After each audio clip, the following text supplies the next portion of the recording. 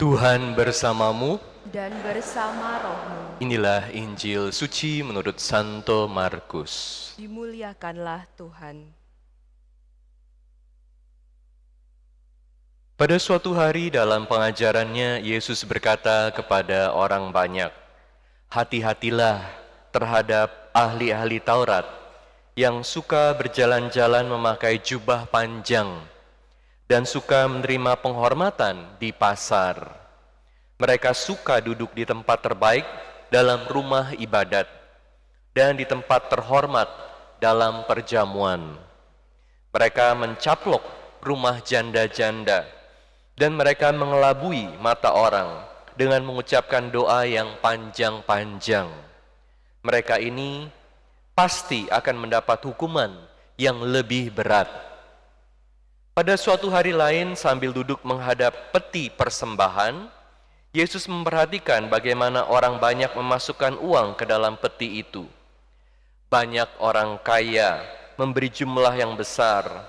Lalu datanglah seorang janda miskin. Ia memasukkan 2 uang tembaga, yaitu uang receh terkecil.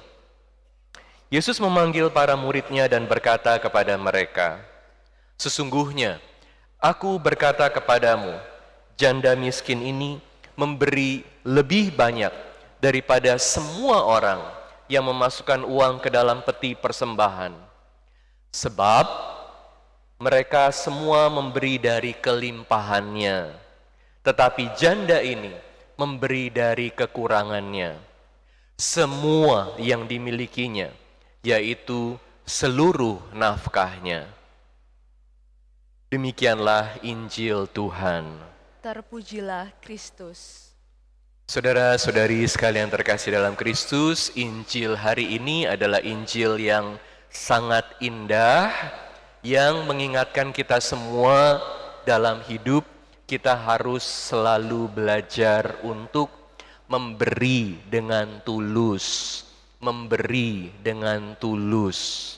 Yesus mengatakan, janda ini memberi dari kekurangannya, semua yang dimilikinya, yaitu seluruh nafkahnya. Seluruh nafkahnya, luar biasa. Jadi setiap saat kita diundang untuk memberi, kita harus selalu ingat contoh dari janda miskin ini. Bagaimana bisa memberi lebih,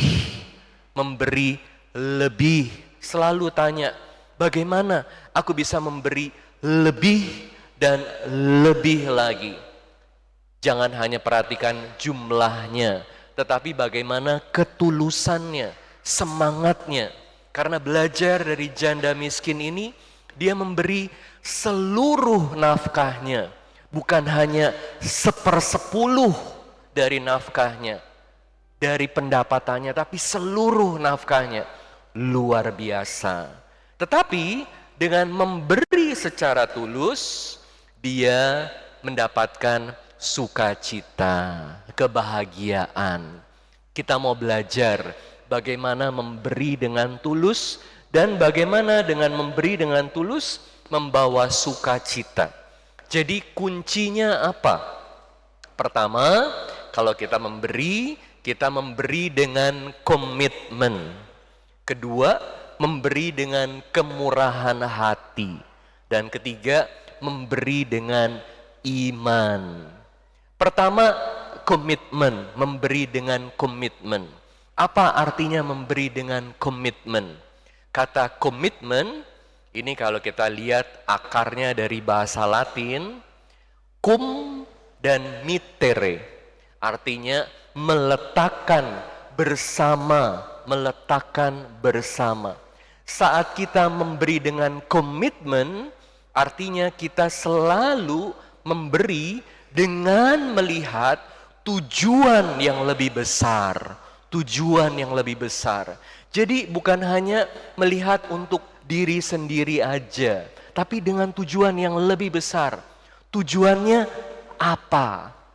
Janda miskin ini memberi dengan tulus, memberi dengan sukacita, karena dia selalu melihat pemberiannya, persembahannya, ini adalah satu kontribusi untuk membangun kerajaan Allah, membangun misi Allah, berkontribusi terhadap misi Allah, kerajaan Allah. Jadi setiap kali kita memberi, kita harus selalu ingat, ini adalah untuk Allah, karya Allah, misi Allah. Jadi kita menyambung diri kita, mengaitkan diri kita, menyatukan diri kita, cum mittere, meletakkan dengan hal yang lebih besar. Ini yang harus selalu kita lihat. Apa tujuan besarnya? Jadi dengan demikian kita memberi benar-benar untuk kebaikan karya Allah. Bukan memberi dengan syarat. Ada udang di balik batu. Aku memberi supaya kelihatan hebat.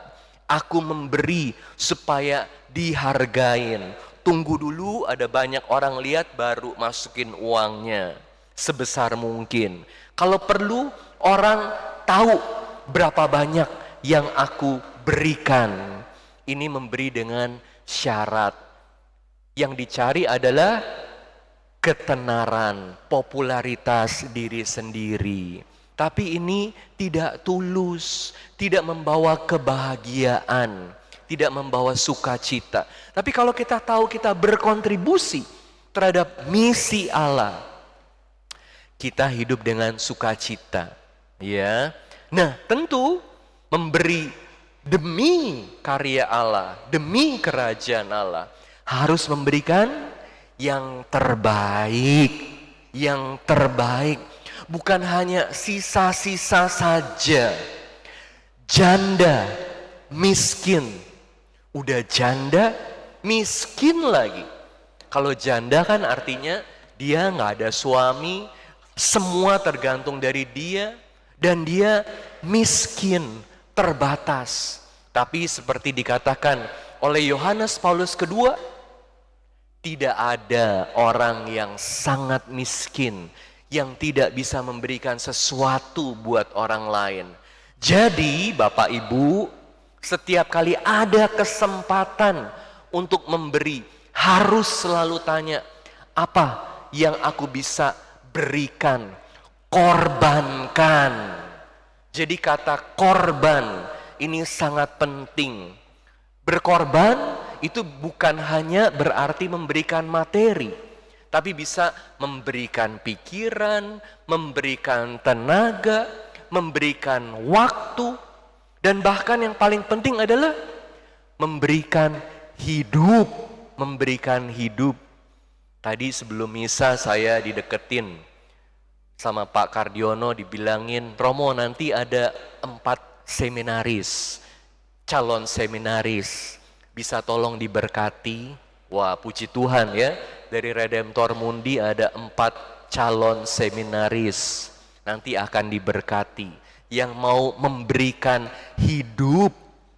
hidup buat Tuhan, mau jadi romo. Jadi bukan hanya uang yang diberikan, tetapi yang paling penting adalah memberikan hidup. Bagaimana hidup kita bisa berguna buat Tuhan. Jadi memberi dengan berkorban. Walaupun yang diberikan ini receh, tetapi receh ini adalah yang terbaik yang bisa diberikan. Dan puji Tuhan, Tuhan bukan lihat jumlahnya, tapi Tuhan melihat bagaimana ketulusannya. Tuhan melihat bagaimana semangat memberinya itu. Jadi kalau kita bisa memberi dengan berkorban, itu artinya kita sedikit demi sedikit belajar lepas dari kelekatan. Coba tanya sama Anda, diri sendiri tanya, bisa gak aku beri 10% aja dari income-ku? Bisa gak? Gak gampang kan? Kasih 10% aja susah, apalagi kasih seperti janda miskin ini. Jadi kalau bisa kasih 10% dari income, itu artinya belajar. Sedikit aja, 10% aja dari yang Tuhan udah kasih. Untuk melepaskan diri dari kelekatan. Kalau bisa kasih 20%, puji Tuhan. Kasih 30%, lebih baik lagi. Jadi setiap kali memberi, ingat janda miskin ini, dia memberi dari kekurangannya, berkorban, ya. Nah, jadi supaya sukacita, memberi dengan murah hati, memberi tanpa berhitungan, memberi tanpa syarat. Gak gampang. Gimana Romo caranya supaya bisa memberi tanpa syarat? Harus bertumbuh dalam iman, bertumbuh dalam relasi dengan Tuhan. Karena seringkali susah untuk memberi karena nanti gimana ya hidupku di masa depan, susah. Nabungnya harus jauh lebih banyak daripada memberinya demi masa depan. Tentu penting untuk mempersiapkan masa depan, untuk jaga-jaga. Tetapi kita juga harus selalu ingat bahwa hidup kita ini ada di tangan siapa? Di tangan Tuhan. Jadi kalau Tuhan mau ambil kapan aja, kita nggak punya masa depan. Ya, maka harus hidup dengan iman. Percaya bahwa kalau kita ikut serta dalam karya Tuhan, Tuhan yang jaga kita, Tuhan yang jaga masa depan kita. Ini bukan nekat, ini hidup dengan iman, karena kita percaya Tuhan yang menjaga kita. Salah satu contoh yang luar biasa bagaimana seorang bisa memberikan hidupnya adalah Santa Teresia dari Lisieux. Teresia, kanak-kanak Yesus. Tentu Anda udah pernah dengar hidupnya kan? Santa Teresia dari kanak-kanak Yesus ini luar biasa. Saya mau highlight beberapa hal yang luar biasa dari beliau. Anda tahu dia mau jadi suster di umur berapa? Teresia dari kanak-kanak Yesus kan jadi suster Karmelit. Dia mau masuk biara di umur 15 tahun. Wah, luar biasa ya. Mau memberi hidup kepada Tuhan umur 15 tahun. Waktu dia mau masuk ke biara, gak dikasih izin masuk sama pimpinan biaranya. Dia ketemu uskupnya, tolong kasih saya izin untuk jadi suster masuk biara umur 15 tahun. Gak dapat izin juga. Dia gak kenal lelah, pergi ke paus. Luar biasa ya, cari paus untuk minta izin masuk. Jadi papanya anterin ke Roma, dan waktu ke Roma ikut ziarah sama-sama satu kelompok. Mereka kunjungin Koloseum. Yang lain lihat Koloseum luar biasa, begitu besar, begitu hebat. Santa Teresa dari kanak-kanak Yesus itu ingat dulu di Koloseum ini ada banyak martir.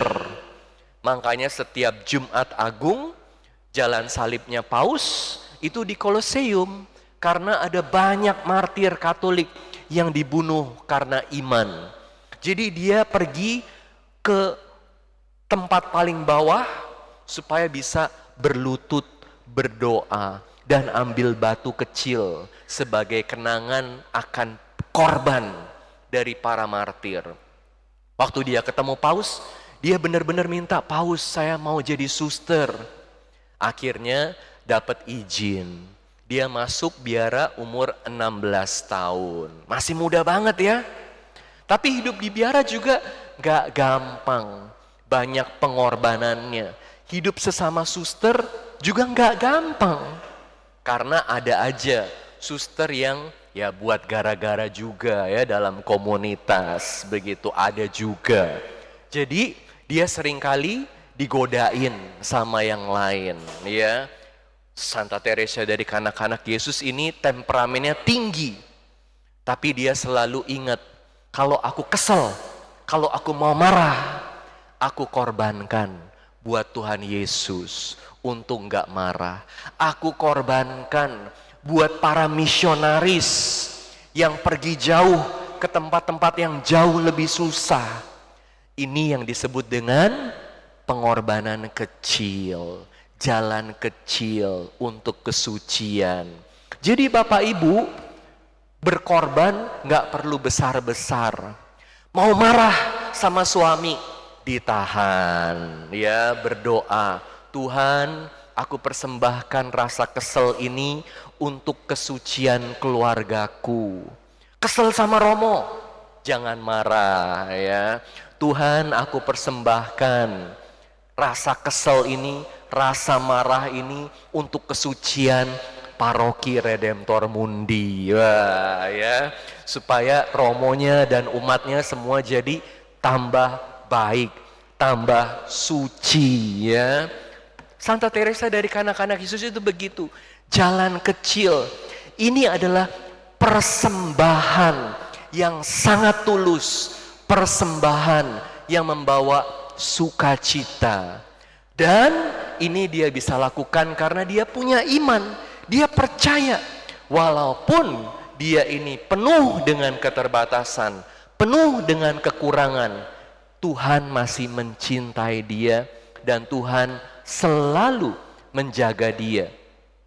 Salah satu keterbatasan dari Teresa Lisieux adalah dia gampang ketiduran waktu doa. Ya, gampang ketiduran. Jadi dia kadang-kadang juga malu. Kok semua lagi pada doa dia ketiduran. Jadi kalau Anda pergi ke misa dan ketiduran, ingat Teresa dari Lisieux. Tapi dia bilang, Allah Bapa itu luar biasa mencintai kita, mencintai saya. Seperti orang tua, walaupun anaknya aktif bekerja atau ketiduran, tetap dicintai. Ini adalah satu rasa iman yang luar biasa, bahwa Tuhan selalu mencintai kita, bahkan dalam keterbatasan kita. Oleh karena itu kita percaya bahwa Tuhan selalu menjaga kita. Dalam memberi, seringkali ada yang namanya motif yang tercampur. Ya, aku mau melayani buat gereja, aku mau melayani buat Tuhan, tapi sedikit-sedikit masih cari nama juga. Sedikit-sedikit masih berharap supaya kalau aku memberi, Tuhan juga akan memberi jauh lebih banyak. Ini namanya masih bersyarat. Jangan kecil hati. Namanya manusia belum sempurna, nggak sempurna. Tapi harus terus belajar, memperbaiki diri. Jadi hari demi hari bisa memberi lebih dan lebih dan lebih baik lagi. Tapi ini artinya juga harus belajar sabar sama tetangga kita, sama sesama kita. Yang kalau kita lihat, dia itu kan memberinya kan nggak tulus. Emang kamu tulus? Siapa sih yang tulus? Didoain supaya kita semua sebagai satu komunitas gereja bisa memberi dengan tulus, memberi lebih dan lebih lagi, memberi dengan berkorban, memberi dengan iman. Amin.